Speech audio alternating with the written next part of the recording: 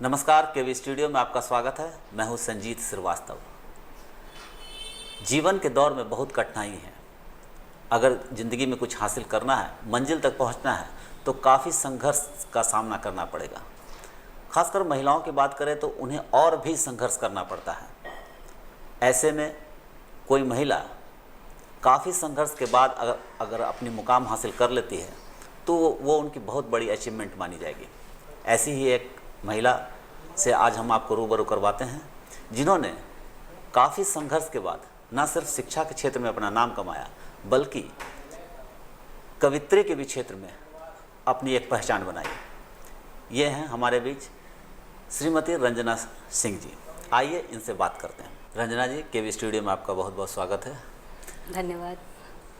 पहले रंजना जी ये जानना चाहेंगे कि किस तरह से आप जो इतने मुकाम हासिल की शिक्षा के क्षेत्र में, कवित्री के क्षेत्र में, तो क्या संघर्ष का आपका सामना करना पड़ा? सबसे पहले तो मैं आप सबों को नमस्कार करती हूँ, अपने दर्शकों को। और जैसा कि आपने पूछा, संघर्षों की बात की, तो मेरा तो ये मानना है कि संघर्ष तो प्रारंभ से ही मानव के साथ लगा रहता है। अब बात आई कि शिक्षा के क्षेत्र में या आपने कहा साहित्य के क्षेत्र में, तो शिक्षा के क्षेत्र में तो मेरा पहले से ही बहुत लगाव रहा है। और शिक्षण का जो हमारा पीरियड अगर पूछा जाए तो लगभग मुझे लगता है कि अपने इंटरमीडिएट के दौर से ही, जब मैं आईएससी में पढ़ रही थी, उसी समय से पढ़ना और पढ़ाना मेरा रहा। तो अब आप पूछेगा कि पढ़ाना और पढ़ाना दोनों कैसे, तो इसी को शायद संघर्ष कहा जाता है कि अब आप शौक़ से करें या फिर आपकी ज़रूरतें आपको करवाएं। काम तो काम है। तो ये हमारा लगभग 18 वर्षों का एक अनुभव है, जो पहले अपना निजी, पहले प्राइवेट रहा, संस्थानों में पढ़ाना हुआ, फिर अपना निजी रहा, और उसके बाद आज मैं गवर्नमेंट सेक्टर में हूँ। विगत 2014 से टीईटी पास कर मैं इस क्षेत्र में, गवर्नमेंट सेक्टर के शिक्षण क्षेत्र में आई हूँ। तो ये असल पूछा जाए तो मेरी हार्दिक अपनी भी इच्छा थी कि मैं शिक्षिका बनूं। अच्छा। आश्चर्य आपको लगेगा कि लोग कहते हैं मैं डॉक्टर बनूं, मैं इंजीनियर बनूं, और मेरी मतलब चॉइस भी थी तो शिक्षिका बनने की। और शायद ईश्वर जो थे वो देख रहे थे, और मैं आज शिक्षिका हूँ और अपने गौरवान्वित फील करती हूँ कि मैं शिक्षक हूँ और मेरे माध्यम से एक सुंदर समाज का निर्माण हो रहा है। साहित्य की बात करूँ तो वो भी मेरा बचपन से लगाव रहा है साहित्य को लेकर।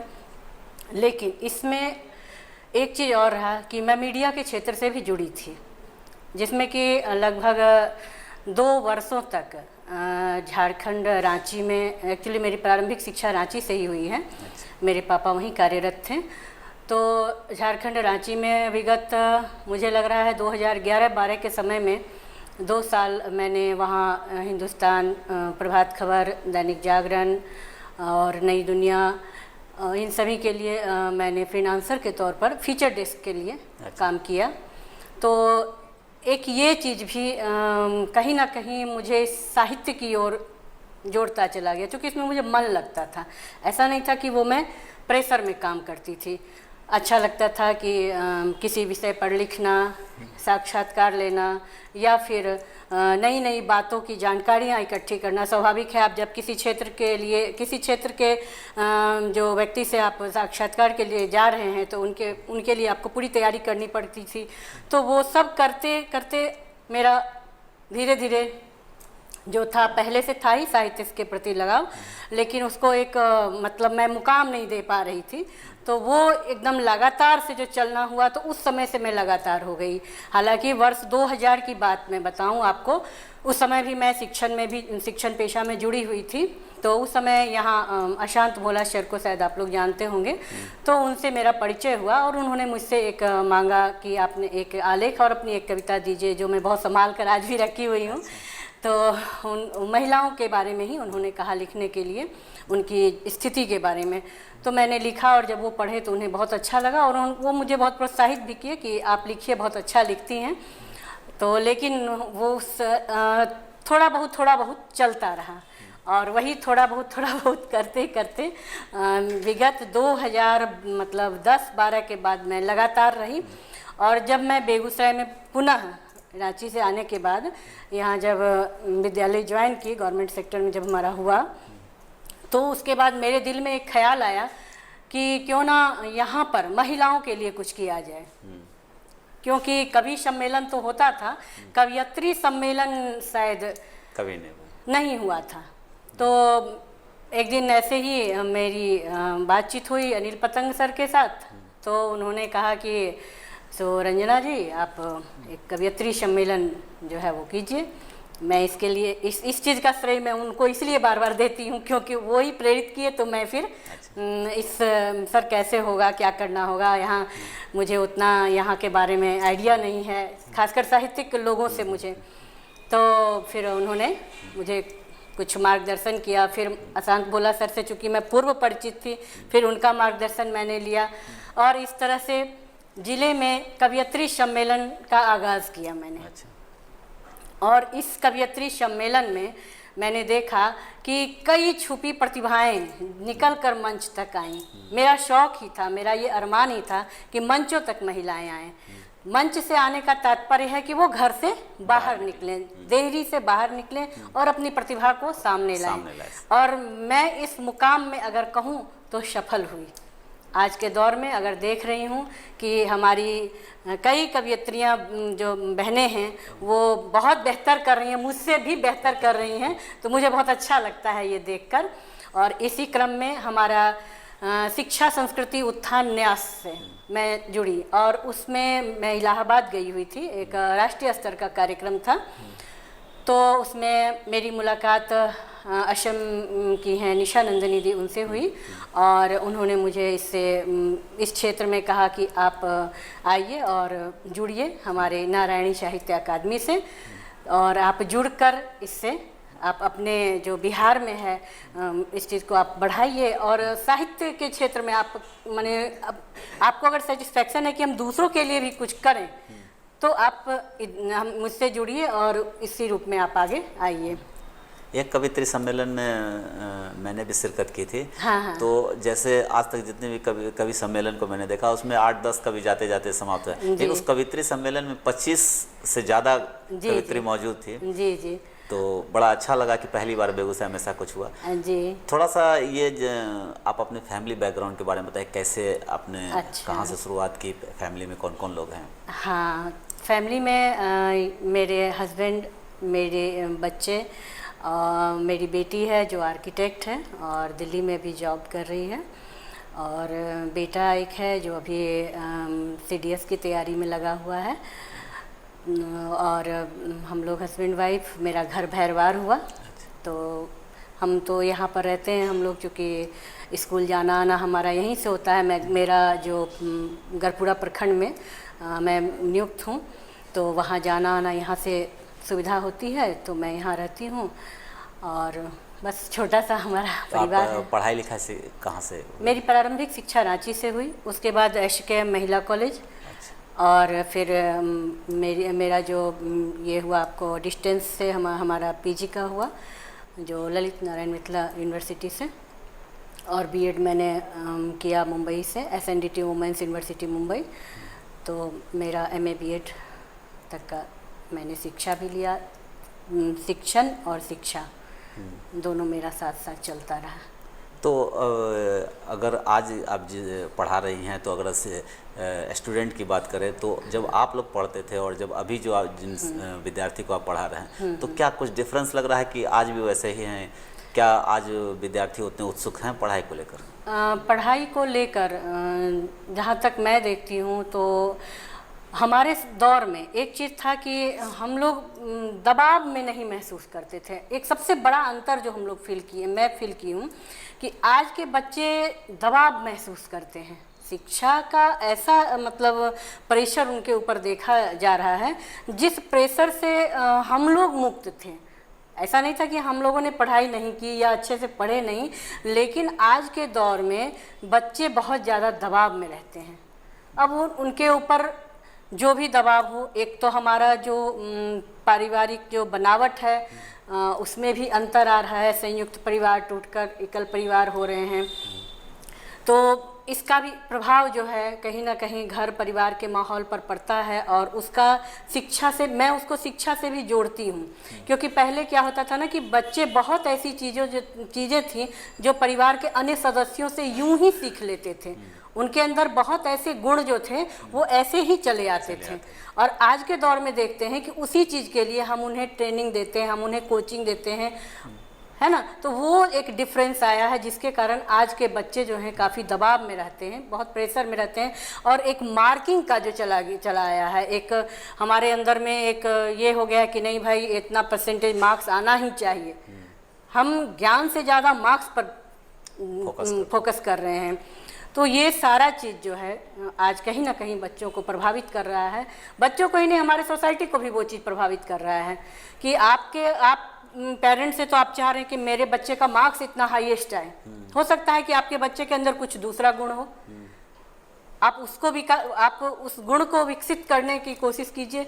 तो वो नहीं हो करके हाँ हो रहा है कि नहीं मेरे बच्चे अच्छे मार्क्स लाएं, अच्छे से अच्छे, मतलब मैं अब मेरा जो है कि नहीं, जो जितना बेहतर स्कूल में पढ़ेगा, जितने बड़े से बड़े स्कूल में पढ़ेगा, तो उससे हम अपना ये जोड़ लेते हैं कि हम नहीं, हमारा पोजीशन, अपने पोजीशन को हम बच्चे के सोशल स्टेटस जिसको कहते हैं। तो ये सारा चीज़ पहले ऐसा नहीं हुआ करता था। अच्छा, पहले सिर्फ पढ़ाई होती थी, और ये बहुत ऐसी चीज़ें थी जो हम लोग, तो हमारे समय में, तो मैं जिस स्कूल में पढ़ती थी, मुझे तो आज देखकर आश्चर्य होता है कि आज अलग अलग जगह बच्चे कोचिंग लेने जाते हैं। मेरे स्कूल में उस ज़माने जिसमें मेरा 90 में, मैं 92 में मैट्रिक का एग्ज़ाम दी थी, तो उस ज़माने में हमारे विद्यालय में वॉलीबॉल, हॉकी, जिम्नास्टिक, लड़कियों का स्कूल था, म्यूज़िक और हर एक चीज़ होता था, और जिसमें कि हम लोगों को अलग से कोचिंग लेने की ज़रूरत नहीं पड़ती थी। हर एक सांस्कृतिक कार्यक्रमों में नई नई प्रतिभाएं निकल कर सामने आती थी। आज हमारे स्कूल की बहुत ऐसी लड़कियां हैं जो बहुत अच्छे अच्छे क्षेत्र में देश विदेश में नाम रोशन कर रही हैं। अगर लड़कियों की बात करें तो लड़कियों को तो और संघर्ष करना पड़ता है, वो दूर जाके भी नहीं पढ़ पाती हैं। हाँ, और फिर जगह जगह कदम कदम पर उनके सामने कुछ रुकावट आती है, चाहे वो सोशल रुकावट हो या फैमिली का ये चीज़ तो है। वो आप उसको कैसे देखते हैं कि कैसे आगे बढ़ना है? नहीं, एक चीज़ तो हमको थोड़ा सा ये आज़ादी देनी होगी बेटियों को, क्योंकि देखिए मेरा अपना मानना है कि हमारे जो संस्कार होंगे उसका असर बच्चों पर पड़ेगा ही। तो इसके लिए हम अपने स्तर से बेटियों को आज़ादी दें। आज़ादी इसलिए उनका हम ध्यान रखते हुए उनकी जो उनके अंदर जो इच्छा है उसका सम्मान करते हुए हम उन्हें थोड़ी आज़ादी दें, घर से बाहर निकलने का, अपने राज्य से बाहर जाने का। जो चीज़ हमारे अभी भी, ये मैं देख रही हूँ कि अब तो खैर बहुत लोगों में परिवर्तन आया है बच्चियों को लेकर, फिर भी अभी भी ये देख रही हूँ मैं कि नहीं चाहते हैं कि भाई बेटी है ये हो जाएगा वो हो जाएगा, जो और समाज में हो भी रहा है। लड़कियों के साथ ऐसा नहीं है कि नई परेशानियाँ हो रही हैं, फिर भी हमें तो एक रिस्क लेना पड़ेगा। और बच्ची को आप आज़ादी दीजिए, उसके ऊपर भरोसा रखिए, उसे विश्वास दिलाइए कि हमें तुम पर नहीं, हमें खुद पर विश्वास है। हम बच्चे को कहेंगे कि अब मान ली मेरी बेटी है, मैं उसे कह रही हूँ मुझे तुम पर बहुत भरोसा है बेटा, तुमको मैंने जो करने के लिए भेजा है तुम वही कर रही हो, ये नहीं कहेंगे। मैं कहूँगी कि नहीं, मुझे खुद पर बहुत भरोसा है कि मैंने तुम्हें जो करने को भेजा है वही तुम करोगी, इसलिए मुझे अपने आप पर भरोसा है। तो शायद वो बच्ची का कॉन्फिडेंट लेवल ज़्यादा ऊँचा होगा और वो अपने जो उसकी इच्छा होगी, जिस क्षेत्र में वो जाना चाहे। यहाँ पर मैं ये भी कहूँगी कि मेरी बेटी को मन है कि वो बायोलॉजी लेके पढ़े, मेरा मानना है कि नहीं तुम मैथ लेके पढ़ो, तो वहाँ पर भी हमें उसे छूट देनी होगी कि उसकी इच्छा अगर बायोलॉजी है तो वो बायोलॉजी लेकर पढ़े। तो निश्चित तौर पर अब मेरी बेटी को आर्किटेक्ट बनना था तो BArch लेके उसने पढ़ाई की। अब मैं उस समय कहती कि नहीं तुम BTech लेके पढ़ो, तो शायद आज वो जिस क्षेत्र में इतना बढ़िया कर रही है वो नहीं कर पाती। तो बेटियों को तो आज़ादी देनी ही होगी। हमारे समाज में आज भी लड़कियों को बहुत, मैं देखती हूँ, संघर्ष करना पड़ता है, लेकिन उसके लिए माँ बाप जिम्मेदार हैं और माँ बाप को इतना थोड़ा रिस्क लेना होगा और अपने आप पर भरोसा करना होगा। तो आपको भी, आप भी जब पढ़ाई कर रही थी या फिर बाद में साहित्य की तरफ आई थी, आपको भी इस तरह का कहीं पर बाधा का सामना करना पड़ा? वैसे तो मुझे अपने परिवार से कहीं कोई बाधा नहीं मिला। ये इस मामले में मैं भाग्यशाली हूँ कि मेरे हस्बैंड भी सपोर्टिव रहे और उनका भी कहीं कोई ऐसा नहीं रुकावट रहा। जहाँ तक हुआ कि नहीं ठीक है वहाँ चलना है तो चलो मैं लेके चलता हूँ। उसके बाद मैं अकेले भी जाने आने लगी, कहीं कोई दिक्कत नहीं हुआ। लेकिन कुछ महिलाओं को जो हमारे साथ रहीं, मैं उनके साथ ये समस्या देखती थी और मैं महसूस करती थी कि नहीं ये ऐसा नहीं होना चाहिए इनके साथ, कि नहीं मैं अपने पति से, उन्होंने नहीं कह दिया है तो मैं कैसे जाऊंगी। नहीं ठीक है, नहीं कह दिया है, आपका अपना सामंजस्य ऐसा होना चाहिए। आप जब तक बाहर नहीं निकलोगे तब तक आप कैसे दुनिया को समझ सकोगे।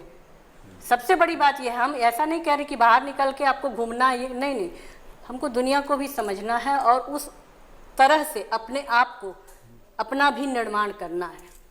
तो कविता लिखने की तरफ, अगर साहित्य की बात की जाए तो कविता लिखने की तरफ कैसे रुझान अचानक हो गया? हाँ, मेरे घर में पढ़ने का माहौल था। मेरी माँ को मैं देखती थी कि पत्रिका से बहुत लगाव था, जैसे गृह शोभा हुआ, मनोरमा हुआ, ये सब मेरे घर में आता रहता था। उसी में मुझे याद है कि एक आध बार उसने गर्मी की छुट्टियों में नंदन, चंपक, ये सब पत्रिकाएं जो थी वो हम लोगों को देती थी कि जैसे अब बहुत बदमाशी कर रहे हैं, दोपहर है, गर्मी है, धूप है, तो लो ये कहानी किताब पढ़ो। पहले तो लो पढ़ो, ऐसे जब पढ़ना शुरू की तो उसमें अच्छा लगने लगा। तो मैं कहीं ना कहीं इसमें अपनी माँ का ही देन मानूंगी। और जैसे विद्यालय में कोई सांस्कृतिक कार्यक्रम हो रहा है, उसमें अगर मुझे तुलसी जयंती पर मुझे तुलसीदास जी के बारे में कुछ बोलना है तो उसमें मेरी माँ मेरे साथ बहुत मेहनत करती थी। वो मुझे उनके बारे में बताती थी, खुद पढ़ती थी, उसके बाद बताती थी। कहीं कि ज़रूरी नहीं है कि हर एक चीज़ वो एकदम कंठस्थ हो, लेकिन ये उसमें मैं इंटरेस्ट देखती थी कि वो उसके लिए खुद मेहनत करती थी, खुद पढ़ती थी, उसके बाद बताती थी, लिखवाती थी, ऐसे लिखो, ऐसे बोलो, ऐसे याद करो।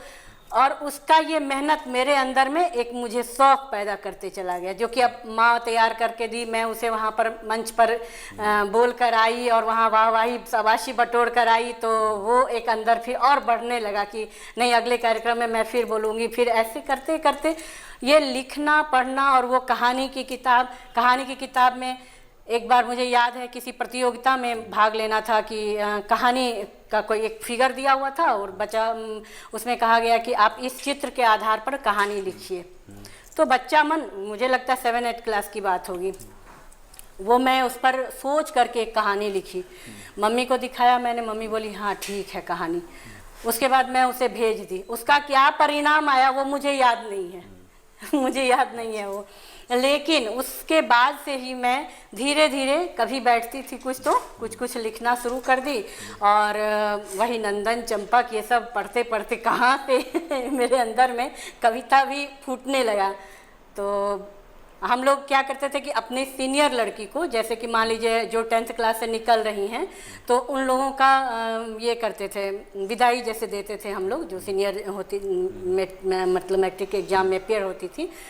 तो जितनी भी लड़कियां, मान लीजिए जैसे कि मैं 10th A में हूँ और 10th A की जो लड़की निकल रही है, तो वो जितनी भी लड़कियां निकलती थी उन सब के लिए हम लोग को ये मिलता था, जिम्मेदारी दी जाती थी क्लास टीचर की तरफ से कि आप सबके बारे में 2-2 पंक्ति लिखिए।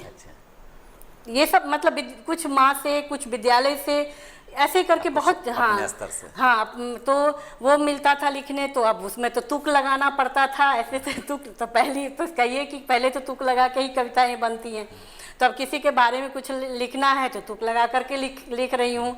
तो ये एक प्रस्फुटन जो हुआ कहीं ना कहीं मुझे लगता है वहीं से हुआ। उसके बाद फिर कुछ पारिवारिक जो जिम्मेदारियाँ होती हैं धीरे धीरे आने लगी, तो उधर तो मैं मतलब कम काम करने लगी साहित्य पर, क्योंकि वो जिम्मेदारियां जब आपकी बढ़ती है तो, क्योंकि विवाह भी मेरा थोड़ा अर्ली हो गया था तो जिम्मेदारियां जल्दी आ गई थी और साहित्य अंदर रहते हुए भी उसको मैं ज़्यादा उस पर मेहनत नहीं कर पा रही थी। लेकिन जब मुझे इधर से थोड़ी आफियत मिली तो मैं उसमें एकदम लग गई। तो 2-4 कविता सुना दिया जाए जो आपकी मनपसंद हो। ऐसे तो बहुत छोटी, मैं भी ज़्यादा लंबा तो नहीं सुनाऊंगी, यूं तन्हाई में उदासियों को ना जगह दीजिए। अभी जो कोरोना काल है इसको देखते हुए मैंने लिखा इधर, यूं तन्हाई में उदासियों को ना जगह दीजिए, खुद से खुद को मिलने की वजह दीजिए। आपको अभी एक बहुत अच्छा अवसर मिला है कि आप पहले खुद से खुद को मिलने की वजह दीजिए, जो हम लोग व्यस्त ज़िंदगी में नहीं कर पाते हैं। ज़रा सोचिए यह वक्त क्यों सामने आया है। ज़रा सोचिए यह वक्त क्यों सामने आया है। दिल कहेगा कि हमने भी कुदरत को रुलाया है। दिल कहेगा कि हमने भी कुदरत को रुलाया है। तो कहीं ना कहीं हम लोग भी दोषी हैं, प्रकृति के साथ खिलवाड़ करते रहते हैं और प्रकृति जो है वो अपने आप को संतुलित समय समय पर करती आई है। शायद वही संतुलन का टाइम अभी चल रहा है। कुछ महिलाओं पर भी आपने लिखा है क्या? हाँ, महिलाओं पर तो लिखा है। अगर आप कहेंगे तो मैं देखकर आपको थोड़ा सा मैं सुनाती हूँ। कठपुतली, और कठपुतली को देखते हुए मैं कहीं ना कहीं उसको महिला से जोड़कर मैं लिखी हूँ। कठपुतली, उसकी भाव भंगिमाएँ, कठपुतली जो तो बोलती नहीं है, वो तो भाव भंगिमा देती है। कठपुतली, उसकी भाव भंगिमाएँ, क्रियाकलाप निर्भर है जिस हाथ, डोर उसकी स्वयं के निर्णय का अधिकार नहीं। उसकी भाव भंगिमाएँ, क्रियाकलाप निर्भर है जिस हाथ, डोर उसकी स्वयं के निर्णय का उसे अधिकार नहीं प्रतीत होता। मतलब उसकी डोर कहीं और है, वो स्वयं निर्णय नहीं ले सकती है। ज्ञानेंद्रिय विहीन रहकर जीवन पर्यंत सामंती वृत्ति हाथों समर्पण की डोर थमा वह कठपुतली जीवन मंच पर महज अपना किरदार निभा रही हो, जिसे अन्य ने तय कर रखा हो। बड़ा अच्छा। तो कहीं ना कहीं ये माहौल तो है, आज भी समाज में है, जो कि लेकिन इस मामले में मैं भाग्यशाली हूँ और मुझे कहीं कोई कठिनाई परिवार की तरफ से नहीं आई है। एक चीज़ तो है, समाज में देख रही हूँ कि सशक्तिकरण की बात होती है जी। मेरा ये मानना है कि सशक्तिकरण सिर्फ नारा ना रहे, ये समाज में दिखना भी चाहिए। आज सशक्तिकरण की बात आप करते हैं, लेकिन महिला सुरक्षा की बात कहाँ आप देख रहे हैं? मैं तो एकदम मतलब जीरो स्तर पर भी जाती हूँ तो मुझे लगता है कि आज एक महिला जब घर से निकलती है, उसे जो सुविधाएं मुहैया होनी चाहिए वो नहीं होती है। मैं देख रही हूँ, मैं खुद शिक्षिका हूँ, 40-40 किलोमीटर जाती हूँ। अब आप बताइए कि ये सशक्तिकरण की बात यहाँ कहाँ से आई? कोई महिला घर से निकलेगी तभी तो वो सुबह निकलेगी और समय पर विद्यालय पहुँचेगी, फिर शाम निकलेगी तो रात घर पहुँचेगी। अब वो कैसे जा रही है, किस परिस्थिति में जा रही है, उसे सवारी में जगह नहीं मिल रही है, इस तरह की बहुत सारी कठिनाइयाँ हैं, लेकिन उनका स्थानांतरण नहीं हो रहा है। सरकार इस पर कोई ध्यान नहीं दे रही है। केवल मैं शिक्षिका की ही बातें नहीं कर रही हूँ, मैं और अन्य फील्ड में भी देख रही हूँ, बैंक में देख रही हूँ, रात में महिलाएं जा रही हैं, उनके साथ अब क्या सुरक्षा की व्यवस्था किए हुए हैं? कहीं कोई व्यवस्था नहीं है। तो सिर्फ सशक्तिकरण बोलने से नहीं होगा, उसे धरातल पर, हाँ, धरातल पर वो दिखना चाहिए। अभी तो मैं तो देख रही हूँ, इस कोरोना काल में भी कहा जा रहा है कि आप घर जाइए। अब मान लीजिए कि 40-40 किलोमीटर दूर यात्रा करके महिलाएं जाएंगी, उसके बाद फिर वो घर घर घूम करके देखेंगे किस बच्चे का नामांकन हुआ है नहीं हुआ है। अच्छा। मान लीजिए कि अगर अपने घर से नज़दीक रह करके अगर वो ये काम करती है तो वो शायद उसके मुकाबले ज़्यादा सेफ रहेगी, क्योंकि उसको कम समय के लिए वो घर से बाहर रहेगी और फिर घर आकर वो अपने को जिस तरीके से भी होगा वो जल्दी अपने आप को सेफ कर लेगी। लेकिन जब वो बाहर निकल गई और यहाँ पर तो टाइम तो काफ़ी किल उसका हो रहा है, तो निश्चित तौर पर एक महिला इधर भी डेथ की हैं, उनको भी कोरोना पॉजिटिव आया है। इस तरह की बहुत जो शिक्षिकाएं हैं प्रभावित हो रही हैं या नर्सें हैं जो कि अच्छा, कवित्री का माहौल कहे तो बेगूसराय में कवित्रियों का कैसा माहौल है? क्या वो कवि की अगर बात करें तो उनके मुकाबले उन बेहतर कर रही हैं या कहाँ पर हैं? अभी तो स्टार्टिंग पॉइंट पर ही उनको लग रही हैं, लेकिन अभी तो बहुत कवित्री भी आई हैं। नहीं हाँ, तो थोड़ा कैसा आप बताइए? संघर्ष है, अभी संघर्ष है, महिलाओं के साथ अभी संघर्ष है यहाँ। मैं जो महसूस की हूँ कि बेगूसराय में मुझे खुद कठिनाई हुई है, तो यहाँ पर थोड़ा संघर्ष है। लेकिन वो लोग बेहतर कर रहे हैं। बेहतर कर रही हैं, मैं तुलना नहीं करूँगी, मेरे लिए सभी सम्माननीय हैं, लेकिन बेहतर कर रही हैं और अगर उनको अवसर मिले तो वो और भी बेहतर करेंगी। तो महिलाओं के लिए आप आखिरी में आप क्या संदेश देना चाहेंगे?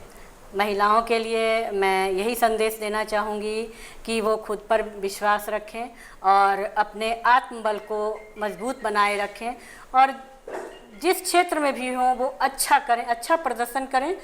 क्योंकि महिलाओं को घर परिवार सब कुछ देखते हुए करना पड़ता है, तो बिना आत्मबल के संभव नहीं है और इसके लिए उनको उनकी सोच जो है वो सकारात्मक हमेशा होनी चाहिए। नकारात्मक सोच इंसान के आत्मबल को कमज़ोर कर देता है। ये सबसे बड़ी चीज़ है जो महिलाओं के अंदर होनी चाहिए। चलिए, आपने बहुत अच्छी बातें बताई। केवी स्टूडियो में आप आए, इसके लिए आपका बहुत बहुत धन्यवाद। बहुत बहुत धन्यवाद आपका भी, आप सभी